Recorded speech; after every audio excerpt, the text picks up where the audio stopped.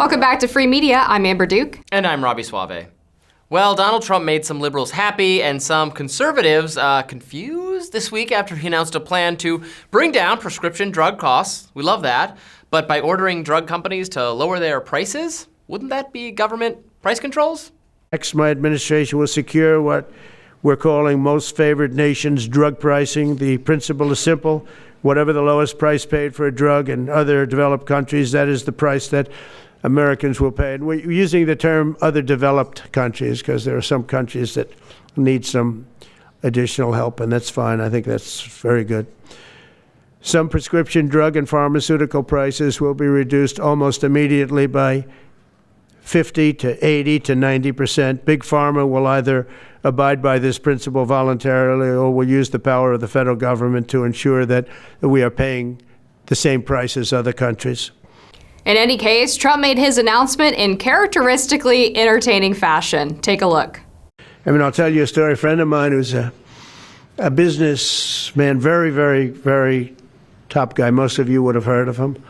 A highly neurotic, brilliant businessman, seriously overweight, and he takes the fat shot drug.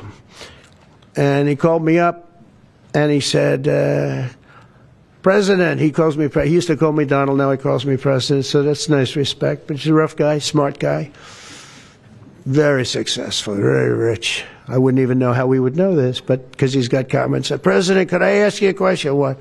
I'm in London, and I just paid for this damn fat drug I take. I said, it's not working. He said, I just paid $88. And in New York, I pay $1,300. What the hell is going on? It's not working. You can't beat the Trump delivery. It's just, you can't beat it. It's so entertaining. Okay, Amber, here we go. This is kind of interesting and I would say not good. In fact, it's like a very progressive Bernie Sanders plan. I think Kamala Harris had a plan to do the exact same thing. Now, I will say, this isn't exactly my area of expertise, but problems in the healthcare industry. We subsidize via the welfare, Medicare entitlement system, tremendous amounts of your drug costs. And if you have no mechanism for controlling the price, it's the same way with student loans, right? Then they'll just raise the price to absorb the subsidy. Mm-hmm. So the system does not work as it is designed. That said, the president unilaterally declaring what the price of some private sector drug is going to be is, I think, obviously bad. And even if not bad, unconstitutional. What good is Congress? What power remains to them if they're not the branch that is doing this kind of thing? Right? Yeah, it seems to me that this would have to happen through legislation, but I'm not as apoplectic, for lack of a better term, about the policy itself, because the healthcare industry obviously is not exactly a free market. So expecting it to respond to free market price setting, I think, is unrealistic. And the point about having this favored nations policy in terms of comparing drug prices to how they are in Europe or in Canada, I think is really key because the U.S., through taxpayer dollars, funds a significant portion of the research and development of these pharmaceuticals. And pharma companies then turn around and sell it to these other countries that do have actual price controls in place for much cheaper than the American people get, even though they have essentially subsidize the cost of the development for the drugs. So that's a fundamentally unfair system where you have Americans who have already paid for the drug through research and development, taxpayer grants, then have to turn around and subsidize the cost of the socialistic policies of countries around the world.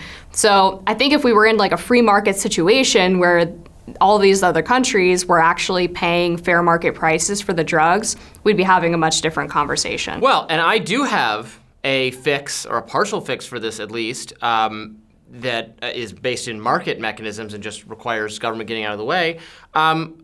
In this day and age where shipping is so easy and Amazon has totally fixed the problem of coordinating across the globe shipping problems, we could if they're going to sell the drug for a different price in Germany, why not just import it from Germany? The reason you can't do that is because the FDA has made it illegal. So we could these siloed markets where it's a different price here and a different price here is partly the result of U.S. government policy. So we could force the drug providers to just basically charge the same price. You can get around it quite easily if you could just import the drugs from elsewhere. That's a trivially easy, logistically, that's easy enough to do now. It would cost a little bit more because of shifting costs, but you could get it way down, and that would equalize the price. Let's have an international market. Government policy gets in the way of that. And I wonder if that's how Trump is actually forcing these companies to play ball, is by saying that's what they're going to do, is the FDA will deregulate that shipping market if you don't lower your prices. And then they're going to fight deregulation every time. No, protect our cartel, protect our monopoly. Yeah, exactly. I mean, that's the other thing with medical costs is so much of this, it comes down to intellectual property protection. I was just going to say that a lot of it is the patent. Abusive. A lot of it is the patent issue because that's insulin. I mean, insulin, EpiPens, where that company has had like 95 to 99% of the market for the past 20 years. Yeah. And then Obama made it worse by like mandating schools have a certain number of EpiPens around, which like is fine. Like, sure, a school should have EpiPens, but you've basically just enriched this monopolistic company 5 times over. So yeah, I mean, the combination of the fact that American taxpayer dollars are going towards these drugs so that the companies can then get wealthy on them. They don't get the benefit of the subsidized cost of the drug. And then the companies largely each produce one product that can't be developed by another company to then compete with a lower price. So I'm not as like, oh my God, price controls as I would be for things like Mattel Barbie dolls. I am, oh my God, price controls, but I understand why people feel ripped off, and the healthcare system is not a free market system. Well, and healthcare is also inelastic, right? People don't really have a choice not to purchase a drug that they need for whatever life-saving reason. I think we could introduce a lot of the market-based things we were talking about, and it would solve a lot of the problem, maybe not all of the problem. But if the government is, because it's subsidizing these products, needing to exert some control over the price it's offered, got to do that through Congress. There's just no way around it. Didn't he say, like, Kennedy, he's going to get on the phone with RFK Jr. and roll over your prices? I know, and I feel bad because I usually always read these executive orders and bills before we come on the show, and I didn't get a chance to read this full one, and so I'm going to look into it, and we'll come back next week, and we'll talk about it again, and we'll find out if that is indeed the mechanism, which is, hey, we're going to deregulate this whole shipping thing if you don't come around to my position, wink, wink. All right, thanks for watching Free Media. Please like, share, and subscribe, and we'll have more info for you soon.